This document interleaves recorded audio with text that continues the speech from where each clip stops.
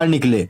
इसके बाद लिंडा सच कबूल कर लेती है। वह बताती है कि जब ब्रेडली की गर्लफ्रेंड चट्टान से लटकी हुई थी और उसका साथी उसे ऊपर खींचने की कोशिश कर रहा था, तभी उसने पत्थर से उन दोनों पर हमला किया था, जिससे दोनों की मौत हो गई। वह यह भी मान लेती है कि उसने ब्रेडली की गर्लफ्रेंड को उससे इसलिए दूर किया क्योंकि वह खुद ब्रेडली से प्यार करने लगी थी। इतना कहने के बाद वह गन लेकर ब्रेडली के सामने आ जाती है। ब्रेडली डर जाता है और उससे माफी मांगते हुए कहता है कि वह कभी उसकी भावनाओं को समझ ही नहीं पाया। वह आगे कहता है कि यह भी सच है कि जब से वे इस आइसलैंड पर फंसे हैं, लिंडा ने हर कदम पर उसका साथ दिया है और कई बार उसकी जान भी बचाई है। अब वह चाहता है कि वे दोनों हमेशा के लिए इसी आइसलैंड पर एक दूसरे के साथ रहे। यह सुनकर लिंडा कहती है कि वह हमेशा से यही चाहती थी। उसने कई बार उसे समझाने की कोशिश की, लेकिन वह उसके और कुदरत के इशारों को कभी समझ नहीं पाया। उसके मुताबिक कुदरत ने उन दोनों को जिंदा इसलिए रखा था ताकि वे हमेशा के लिए एक दूसरे के हो सके। अब लिंडा को पूरा यकीन हो जाता है कि ब्रेडली को अपनी गलती का एहसास हो चुका है।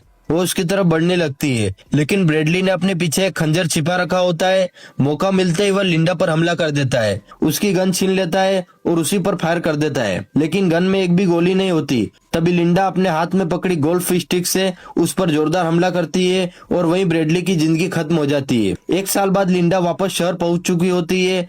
प्लेन क्रैश के बाद इतने लंबे समय तक अकेले उस आइसलैंड पर जिंदा रहने की वजह से अब वह काफी फेमस हो चुकी होती है। एक तरह से वह सेलिब्रिटी बन चुकी होती है। वह एक गोल्फ टूर्नामेंट को प्रमोट करने पहुंचती है, जहां उसका इंटरव्यू लिया जाता है। उस इंटरव्यू में वह बताती है कि आइसलैंड पर उसके साथ जो भी हुआ उस पर एक किताब लिखी गई है और जल्द ही उस पर फिल्म भी बनने वाली है, जो एक सच्ची घटना पर आधारित होगी।